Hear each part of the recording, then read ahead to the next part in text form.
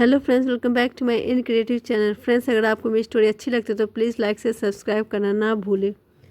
एक साधारण गांव, एक साधारण परिवार उत्तर भारत के एक छोटे से गांव में, जहां खेतों की हरियाली और नदियों की कलकल ही जीवन की धुन थी, वहां रहता था रामलाल।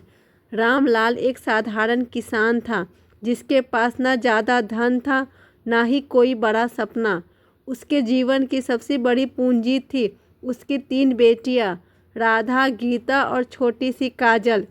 तीनों बेटियों मानो साक्षात लक्ष्मी का रूप थी, सुंदर, समझदार और अपने पिता की आंखों का तारा। लेकिन गांव की मिट्टी में बसी सादगी के बीच एक ऐसी आंधी आने वाली थी जो रामलाल के जीवन को हमेशा के लिए बदल देगी। सुख का आलम और छिपा हुआ दुख। रामलाल की पत्नी शांति कई साल पहले एक बीमारी के कारण चल बसी थी। तब से रामलाल ने अपनी बेटियों को माँ और बाप दोनों का प्यार दिया। राधा सबसे बड़ी 18 साल की, गांव के स्कूल में पढ़ाती थी। गीता 16 साल की, घर संभालती और अपने गीतों से सबके चेहरे पर मुस्कान लाती। और काजल मात्र 10 साल की, अपने मासूम हंसी से पूरे घर को रोशन कर देती। लेकिन गांव की सादगी के पीछे एक कड़वी सच्चाई थी।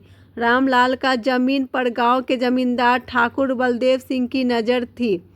हर साल सूखखोरों का कर्ज और फसल की बर्बादी रामलाल को और कमज़ोर कर रही थी। लालच का साया। एक दिन ठाकुर बलदेव सिंह ने रामलाल को अपने हवेली बुलाया। रामलाल, तुम्हारा कर्ज दिन ब दिन बढ़ता जा रहा है। ठाकुर की आवाज़ में मिठास थी, लेकिन आंखों में लालच साफ झलक रहा था। मैं तुम्हें एक रास्ता दिखाता हूँ। अपनी ज़मीन मेरे नाम कर दो और मैं तुम्हारा सारा कर्ज माफ़ कर दूंगा। रामलाल का दिल धक से रह गया। जमीन जो उसके पूर्वजों की निशानी थी, उसे बेच देना। लेकिन ठाकुर ने बात को और पेचीदा कर दिया। सोच लो रामलाल, अगर कर्ज नहीं चुकाया तो तुम्हारी बेटियों का क्या होगा? यह सुनकर रामलाल की रूह कांप उठी। एक भयानक प्रस्ताव। रामलाल ने ठाकुर के प्रस्ताव को ठुकरा दिया, लेकिन ठाकुर जैसे लोग हार मानने वालों में से नहीं थे। कुछ दिनों बाद गांव में एक नया मेहमान आया। शहर का एक व्यापारी, रमेश लाल। रमेश लाल की बातें मधुर थी, लेकिन उसका धंधा अंधेरे में डूबा हुआ था। वह मानव तस्करी का एक बड़ा रैकेट चलाता था। ठाकुर और रमेश लाल की गुप्त मुलाकातें शुरू हुई और फिर एक रात ठाकुर ने रामलाल को फिर से बुलाया। रामलाल, तुम्हारी बेटियां बहुत खूबसूरत है। शहर में उनकी बहुत कीमत है। रामलाल को जैसे सांप सूंघ गया। मेरी बेटियों को छूने की सोच भी मत, ठाकुर उसने गुस्से में कहा। लेकिन ठाकुर ने हंसते हुए जवाब दिया, सोच लो रामलाल, या तो अपनी ज़मीन दो या अपनी बेटियों को। पिता का टूटता दिल। रामलाल रात भर जागता। उसके सामने एक असंभव विकल्प था, अपनी ज़मीन जो उसकी पहचान थी, या अपनी बेटियां जो उसका जीवन थी। वह अपनी बेटियों को देखता जो बेखबर होकर अपने सपनों में खोई रहती थी। राधा शिक्षिका बनना चाहती थी, गीता गायिका और काजल बस अपनी गुड़ियों के साथ खेलना चाहती थी। लेकिन कर्ज का बोझ और ठाकुर का दबाव रामलाल को तोड़ रहा था। एक दिन रमेश लाल ने रामलाल से अकेले में मुलाकात की। रामलाल, मैं तुम्हारी बेटियों को शहर में नौकरी दिलवाऊंगा। अच्छी तनख्वाह, अच्छा जीवन, तुम्हारा कर्ज भी चुक जाएगा। मन डोलने लगा।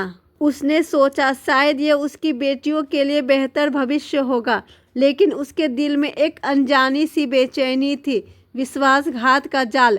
रमेश लाल ने रामलाल को एक कागज़ पर हस्ताक्षर करने को कहा। यह बस एक औपचारिकता है, उसने कहा। रामलाल, जो कभी स्कूल नहीं गया, बिना पढ़े हस्ताक्षर कर दिए। उसके बाद रामलाल ने राधा और गीता को शहर ले जाने की बात की। काजल अभी छोटी है, उसे बाद में भेजेंगे, उसने कहा। रामलाल की आंखों में आंसू थे, लेकिन उसने अपनी बेटियों को विदा किया। की बात मानकर शहर के लिए रवाना हुई। लेकिन जैसे ही वे शहर पहुंची, सच्चाई का काला चेहरा सामने आया। रमेश लाल ने उन्हें एक अंधेरे कोठे पर छोड़ दिया जाने वाला था। सच्चाई का खुलासा। गांव में काजल अपने पिता से बार बार अपनी बहनों के बारे में पूछती। पापा, दीदी कब आएगी? उसकी मासूम आवाज़ रामलाल के दिल को चीर देती। एक दिन गांव में एक पत्र आया।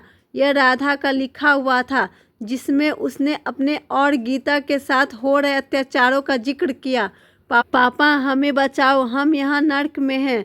रामलाल का दिल टूट गया। उसने महसूस किया कि उसने अनजाने में अपनी ही बेटियों को बेच दिया था। वो ठाकुर और रमेश लाल के जाल में फंस चुका था। पिता का प्रायश्चित रामलाल ने फैसला किया कि वो अपनी बेटियों को बचाएगा, चाहे उसकी जान ही क्यों न चली जाए। उसने गांव के कुछ भरोसेमंद लोगों की मदद मांगी।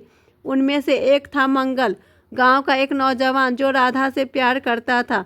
मंगल ने शहर में अपने दोस्तों से संपर्क किया और राधा गीता का पता लगाया, लेकिन रमेश लाल का रैकेट इतना बड़ा था कि उसे पकड़ना आसान नहीं था। रामलाल ने अपनी सारी ज़मीन ठाकुर को दे दी ताकि वो अपनी बेटियों को छुड़ाने के लिए पैसे जुटा सके। वो शहर पहुंचा, जहां उसने रमेश लाल का सामना किया। मेरी बेटियां कहाँ हैं? उसने गुस्से में पूछा। रमेश लाल ने हंसते हुए कहा, अब बहुत देर हो चुकी है रामलाल। लेकिन रामलाल हार मानने वाला नहीं था। मंगल और गांव के कुछ नौजवानों ने पुलिस की मदद ली। एक रात पुलिस ने रामलाल के अड्डे पर छापा मारा। राधा और गीता को बचा लिया गया, लेकिन उनकी आंखों में वो चमक अब नहीं थी। रामलाल ने अपनी बेटियों को गले लगाया और रोते हुए माफ़ी मांगी।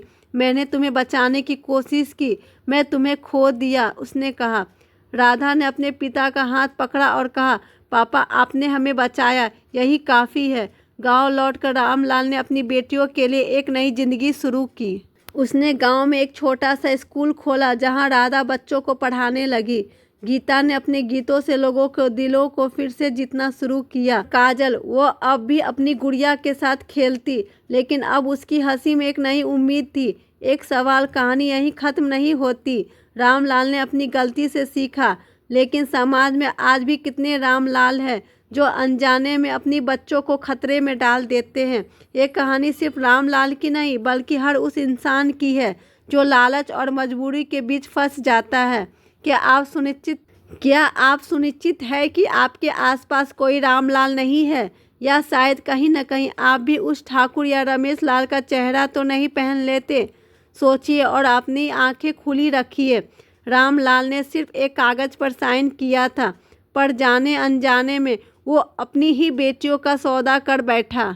बेटियां शहर की बस में बैठती है, पिता दूर खड़ा देख रहा है। पापा हम नर्क में हैं, हमें बचा लो। रामलाल फूट फूट कर रोता है। कर चुकाने की कोशिश में रामलाल ने जो खोया वो कभी वापस नहीं आ सकता था। पुलिस छापा, बेटियों का बचना, पिता का गले लगाना। पापा आपने हमें बचाया, यही बहुत है।